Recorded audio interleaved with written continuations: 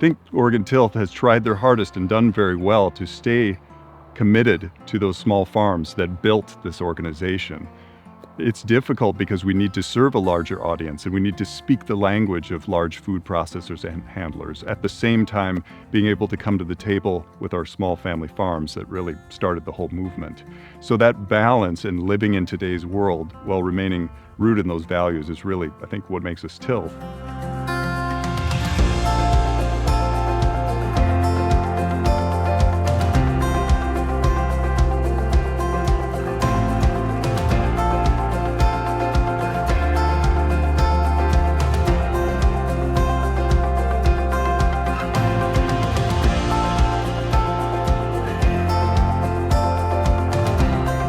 Hi, I'm Janae Betterton. I am our client experience specialist.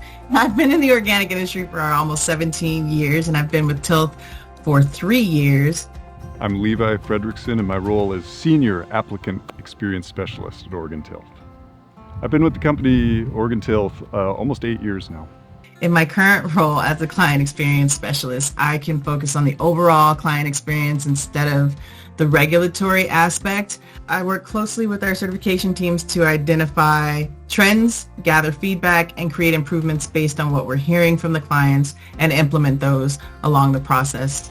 I'm on the front lines of certification, so when farmers reach out with questions and when handlers reach out with questions, I'll be the first line of contact and support them through the whole application journey when they have questions about the organic system plan, what they can and can't use, really anything under the certification sun. My team's there to help them through the process. When I first started, the community was much smaller, very grassroots, very kind of a niche community. Everyone kind of knew each other. It was a movement that was made up of passionate people who were focused on developing food systems and caring about where their food came from and taking pride in that. Prior to my life at Tilth, I was an organic farmer. And what I've seen over the years in a very positive sense is a lot of people coming to organic that maybe had a different value system than people in the 60s and 70s and 80s who were coming to organic, the founders of organic. So nowadays it's far more mainstream. When I began in organics, it was more of a farmer's market specialty type industry. And now there's not a store in America that you can go into that you won't find an organic product. And that's good for our farmers because it gets them a higher premium. So over the years, we see a lot of businesses, even really large food corporations like Pepsi and Coca-Cola and Frito-Lay, they're coming to organic with, specific products and brands.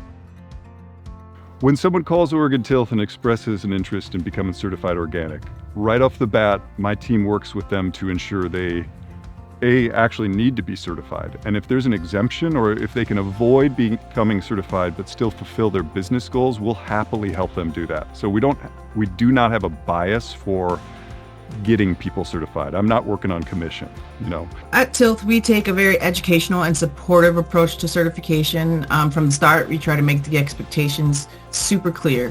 What we need, why we need it, and when we expect to be able to complete the process.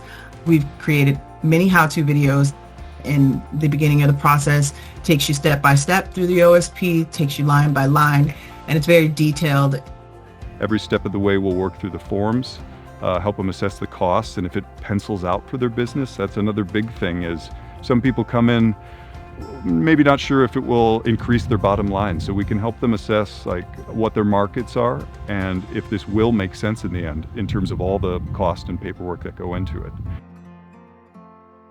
One thing I'd like to highlight is that we rarely end up with what would be called a failed inspection. In other words, that there's so many barriers to compliance, like non-compliance, there's proposed suspensions that we actually can't certify that client. It's very unusual because our certification teams work so hard to ensure that our clients will pass inspection by the time they get there. So it's exceedingly rare, but in that case, if it happens, we'll gladly help them identify what was preventing them from getting certified and rectify those non-compliances so they're ready to apply again in maybe even as soon as 30 days. Or it might be they're ready in 3 years from now, and we'll work with them in the entirety. So there's always an opportunity for someone to get certified. It might just be a little in the future. I think what sets Tilth apart is our value system and our educational driven approach. We are a nonprofit and we've always been more rooted in the service and not competition. The new regulation of strengthening organic enforcement and the organic livestock and poultry standards, which kind of just elevated our consistency across the board and traceability and overall trust in the brand of organic. And that meant that a lot of people who have been exempt had to get certified. The USDA NOP rightfully saw some opportunities for fraud in there, and they said, we need to close this loop and ensure that these people who may or may not be doing things right become certified to protect organic integrity. Because at the end of the day, if the consumer doesn't trust the organic product, what's the incentive for farmers in the first place to get certified? Advice to others starting their journey towards certification would be stay the course. Being a certified entity is doing a good work. You're doing a good service to the world we live in, and you are the struggle it may seem like while you're in it is far more rewarding on the other side. After having done this for some years and after having been a farmer myself, the advice that I'd pass on to anyone considering this, and this might sound obvious, but it's not to everyone, talk to your certifier. We're friendly. I love talking on the phone and I'm more than happy to hear from you. So if you're considering it, just reach out to us. You're not ever bugging us. My other advice is don't listen to any of the myths, the gossip, any of the tea, because a lot of that stuff out there may just be hearsay and not rooted in organic compliance.